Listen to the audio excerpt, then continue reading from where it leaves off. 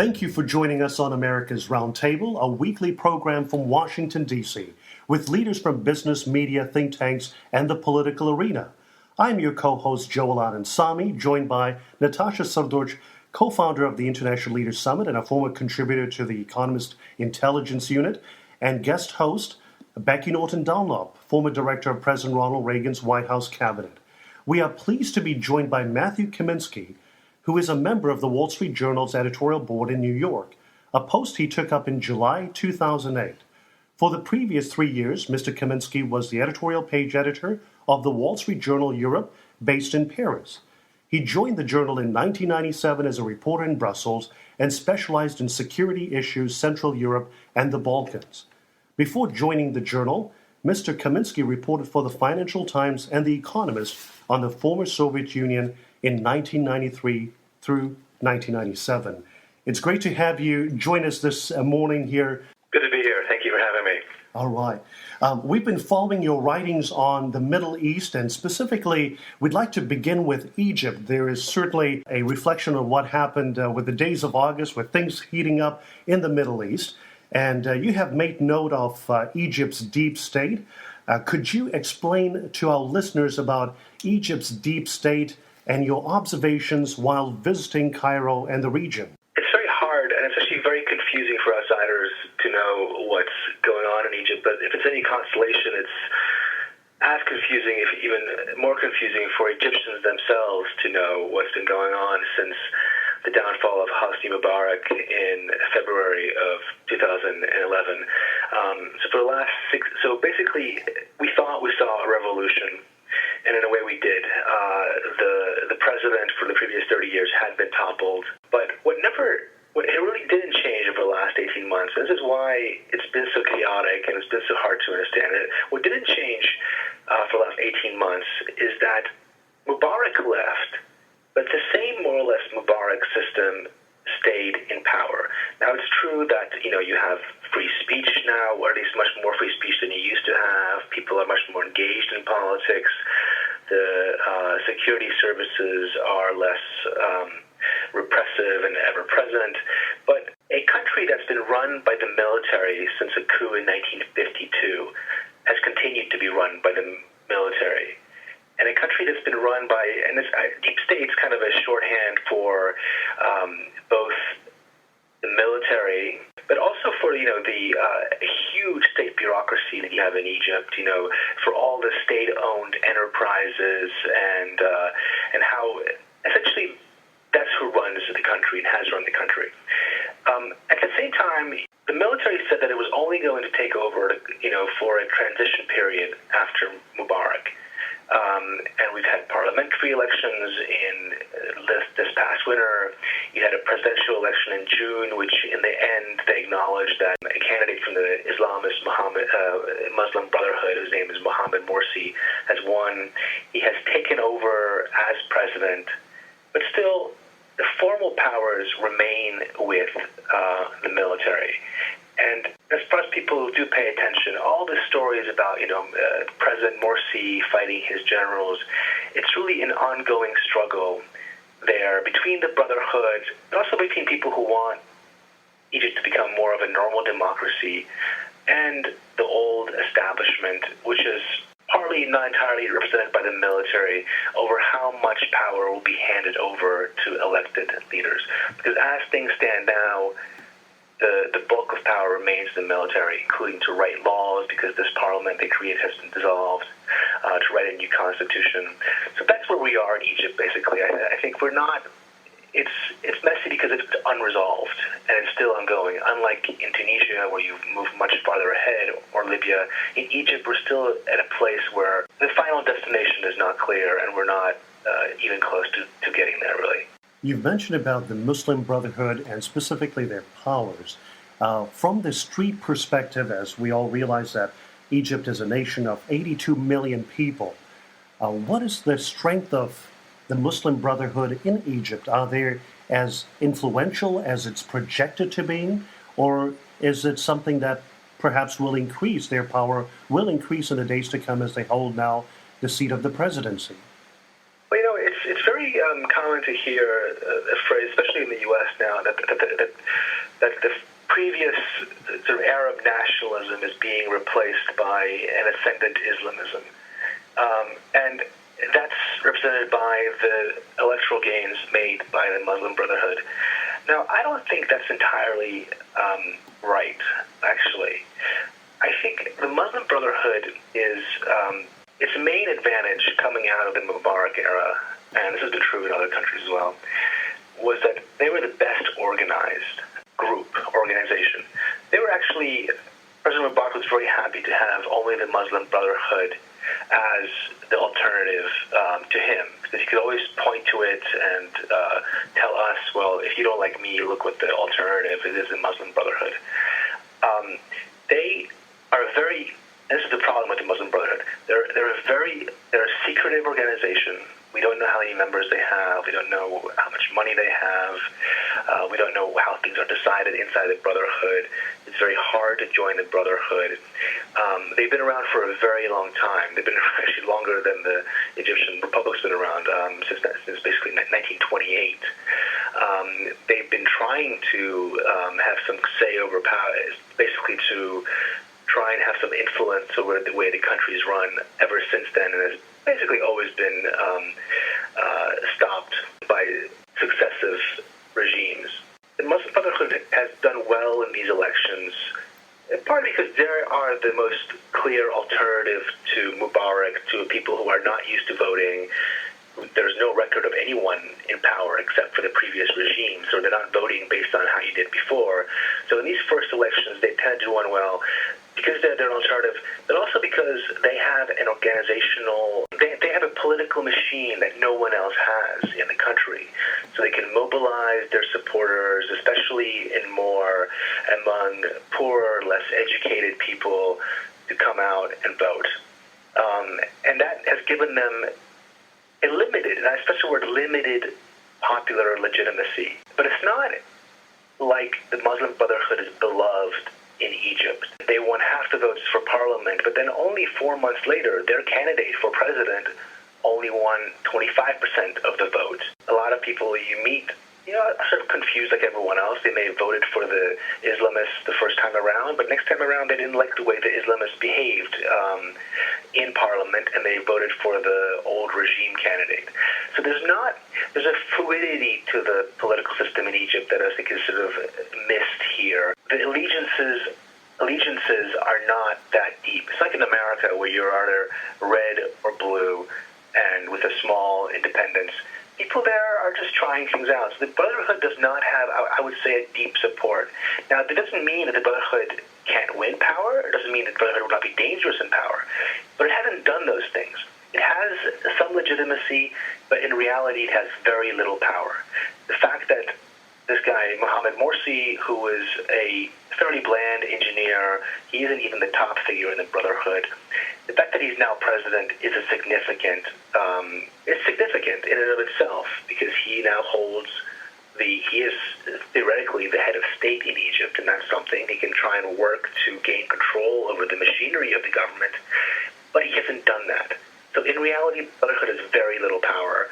I think the challenge for us and for people who actually want Egypt to become more of a normal, lack of a better word, sort of liberal democracy, or at least go down the road toward that, is how do you transition to a democracy and put in place, the usual checks and balances, make sure that the Christian minority, which is very large in Egypt, is protected.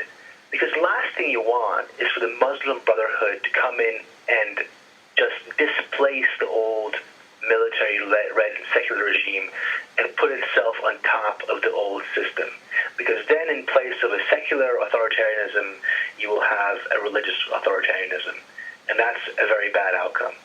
A much better outcome is if you have elections, if you have proper parliament, a court system, and these things, checks, and if you have sort of repeat elections. And I think if you have that sort of Egypt, I would worry about the Muslim Brotherhood much less than some other people tend to.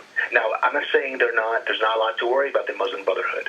Anytime you have a secretive organization, which is an Islamist organization, which has inherently, I think, to a certain degree, anti-Western, there is some concern. At the same time, the Brotherhood, they're very pro-business. Their main priority, they say, is to fix the Egyptian economy, to open up the economy. And they're modeled, they never talk about Iran. And people say, it's Iran all over again. No one in Egypt wants to be like Iran. Iran is no one's success story because the economy is not doing well, the regime there is hated, and it's an authoritarian regime. Comparison that they always talk about is Turkey under Prime Minister Erdogan, who's been in power for the last 10 years. He's overhauled the Turkish economy. He's delivered public services. He's genuinely popular. There are blemishes on how strong a democracy Turkey is or is becoming. But on the whole, he is a success story as a politician in a more or less free country who's delivered for Turkey. So that's what the Brotherhood wants to be. But they're nowhere close to even being able to implement either a Turkish kind of agenda or an Iranian kind of agenda as long as they don't have real power, which they don't yet, frankly. And Matthew, one of your articles, you had mentioned about the importance of an economic revolution. In fact, you stated about the importance of a sort of a Friedman Hayekian style of reforms which swept much of Eastern Europe, noted after the fall of the Berlin Wall. And as you were in Egypt, how do Egyptians on the streets view economic reforms? How do they view sort of a free market economy or the importance of economic freedom? Well, unfortunately, Hosni Mubarak gave economic reform, capitalism, liberalism a bad name. In the last 5 years of Mubarak's term in office, he gave his son, Jamal, a leading role in economic policy. There was some good to this. Egypt had a very good finance minister, had a good budget, it built up its foreign currency reserves, it had a much faster growth than Syria did. It opened up its economy in the last 5 years. I think if you look at it very strictly, from the outside, Egypt did better than other Arab countries, and that was the only good thing you could say about what happened in the last 5 years under Mubarak.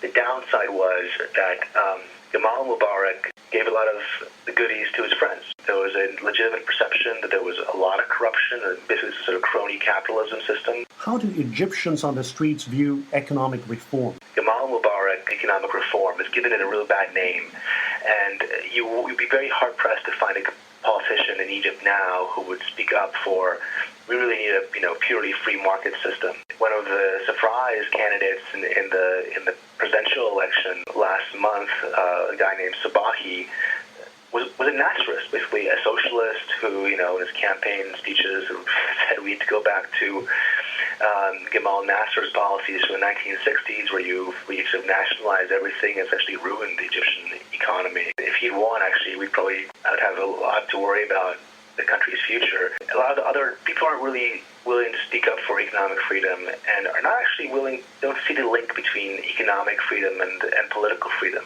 which I think I saw very much in Eastern Europe, where I spent a lot of time in the 1990s, that countries that best at economic reform, in terms of opening up their markets, in terms of giving room for private enterprise, were actually the ones who did best at democracy and who sort of moved fastest, who made the transition to capitalism where it happened the fastest, is also where you had the fastest transition to democracy.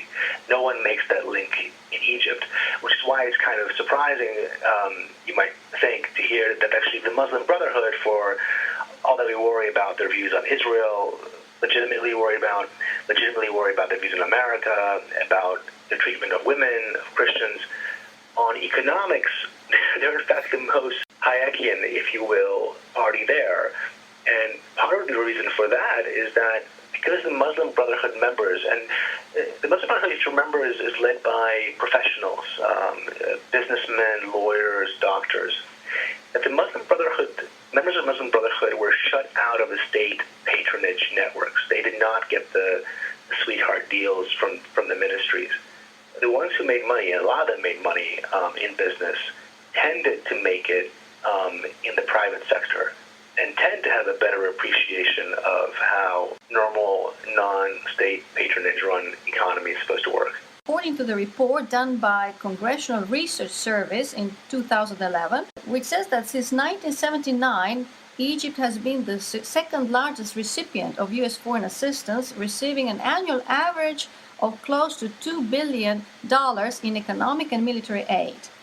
In July 2007, as a part of a larger arms package to the region, the United States announced that it would provide Egypt with $13 billion in military aid over a 10-year period. What have been measurable results of this significant aid in the decades, and how do you look at the aid in light of the U.S. budget cuts and announced sequestration? Well, the only measurable result is that we've had peace between Israel and Egypt, and that's really the only reason why we give so much aid to Egypt, and the bulk of it is to the military. As you mentioned, it's $1.3 billion a year, and that grew out of the Camp David Treaty, something that Congress thinks is a good investment. You could say that it gives us some leverage over the Egyptian military, although I think it's somewhat limited. We've seen in the last year and a half, the military is not that willing to take our advice. But what it's done is it's made Egypt into what was considered to be a close U.S. ally. The downside of it, obviously, is a lot of people thought that we were propping up the Mubarak regime and blamed the U.S. for consigning them to authoritarianism for the last few decades. I think that's not entirely fair, actually, because the aid ended up being an increasingly smaller share of the Egyptian budget, and Mubarak did what he wanted to do. In fact, he ignored our calls for him to reform politically. He ran one of those, fraudulent elections 2 months before he fell from power. The Obama administration put out some fairly weak statement calling for him to do better, and he just brushed it off. So it didn't buy us that much goodwill. All it did was really buy us peace in the region. I think the future of aid is going to be a problem. There's not, on the Hill, obviously aid is not the most popular thing, especially when you're cutting budgets. And the Muslim Brotherhood is not a very popular group. And if they're seen to be, even if they're not entirely, running the country, you'll have obviously pressure to cut that aid. Now, I think you have to be very careful with aid. Military relationships pay off in different ways. Over many years, we want to have a close military relationship with the Egyptian military. We also want to have a good relationship with whoever is in power in Egypt.